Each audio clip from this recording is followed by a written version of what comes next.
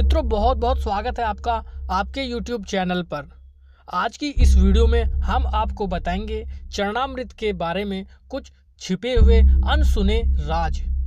कितनी दिव्य शक्तियों से मिलकर बनता है चरणामृत, ये सारी जानकारियां आज इस वीडियो के माध्यम से हम आपको बताने वाले हैं। वैसे तो चरणामृत का नाम आपने सुना ही होगा और उसको ग्रहण भी जरूर किया होगा, लेकिन उसके पीछे छुपे हुए राज वो आज इस वीडियो में हम आपको बताएंगे। तो वीडियो को पूरा जरूर देखिएगा और अगर अभी तक चैनल को सब्सक्राइब नहीं किया है तो चैनल को सब्सक्राइब जरूर कर लीजिए और साथ में घंटी के निशान को दबाइए ताकि हम आपके पास हमारी आने वाली ऐसी ही दिलचस्प और धार्मिक वीडियो आपको मिलती रहे। तो चलिए शुरुआत करते हैं। किसी भी पावन तीर्थ स्थान मंदिर में पूजा दर्शन के पश्चात अक्सर पुजारी हमें भगवान का चरणामृत देते हैं।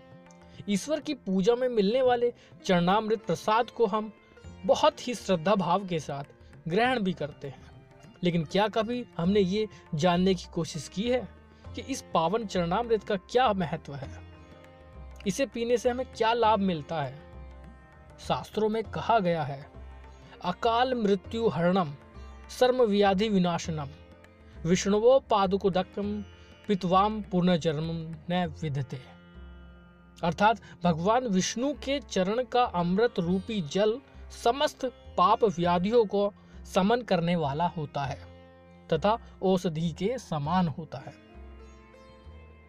ईश्वर के चरण के अमृत का क्या महत्व है? पौराणिक मान्यता के अनुसार जो व्यक्ति ईश्वर का चरणामृत पीता है उसका पुनः जन्म नहीं होता है। जल तब तक जल ही रहता है जब तक भगवान के चरणों से नहीं लग जाता। ईश्वर के चरण का स्पर्श पाते ही वह अमृत रूप में परिवर्तित होकर चरणामृत बन जाता है। चरणामृत की कथा क्या है? जब भगवान का वामन अवतार हुआ और वे राजा बलि की यज्ञशाला में दान लेने गए, तब उन्होंने 3 पग में 3 लोक नाप लिए। भगवान ने जब पहले पग में नीचे के लोक नाप लिए और दूसरे में ऊपर के लोक नापने लगे, और जैसे ही ब्रह्मलोक में उनका चरण गया तो ब्रह्म जी ने अपने कमंडल में से जल लेकर भगवान के चरण धोए और फिर चरणामृत को वापस अपने कमंडल में रख लिया।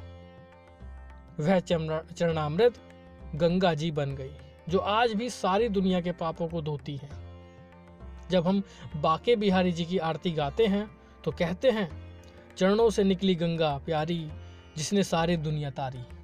चरणामृत का धार्मिक महत्व क्या है वो भी हम आपको बता देते हैं। सनातन परंपरा में इसे बहुत ही पवित्र माना जाता है तथा मस्तक से लगाने के बाद इसका सेवन किया जाता है। चरणामृत का सेवन अमृत के समान माना गया है। कहते हैं भगवान श्री राम के चरण धोकर उसे चरणामृत के रूप में स्वीकार कर केवट न केवल स्वयं भव बाधा से पार हो गया, बल्कि उसने अपने पूर्वजों को भी तार दिया। सौभाग्य संग सेहत से जुड़ा है चरणामृत। चरणामृत का महत्व सिर्फ धार्मिक ही नहीं, चिकित्सकीय भी है।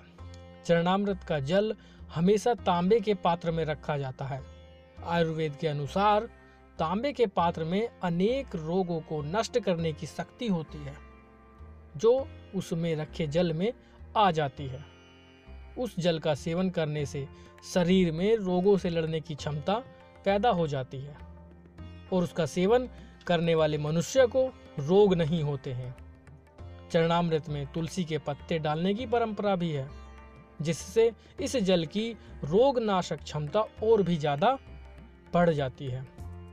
तुलसी के पत्ते पर जल इतने परिमाण में होना चाहिए कि सरसों का दाना उसमें डूब जाए। ऐसा माना जाता है कि तुलसी चरणामृत लेने से मेधा, बुद्धि, स्मरण शक्ति बढ़ जाती है। भगवान का चरणामृत को औषधि के समान माना गया है। यदि उसमें तुलसी पत्र भी मिला दिए जाएं तो उसके औषधीय गुण में भी वृद्धि हो जाती है। कहते हैं सीधे हाथ में तुलसी चरणामृत ग्रहण करने से हर शुभ कार्य का जल्द परिणाम मिलता है। इसलिए चरणामृत हमेशा दाएं हाथ में लेना चाहिए। और चरणामृत को अपने मस्तक से लगाकर जरूर ग्रहण करना चाहिए। तो ये थे चरणामृत से जुड़े कुछ अनसुने तथ्य या कुछ छुपे हुए राज जो आज इस वीडियो के माध्यम से हमने आपके सामने रखे हैं। अगर यह वीडियो आपको पसंद आई है तो इसको लाइक ज़रूर कीजिए और शेयर कीजिए अपने मित्रों, अपने सहयोगियों के साथ, अपने परिवारजनों के साथ। बहुत बहुत धन्यवाद।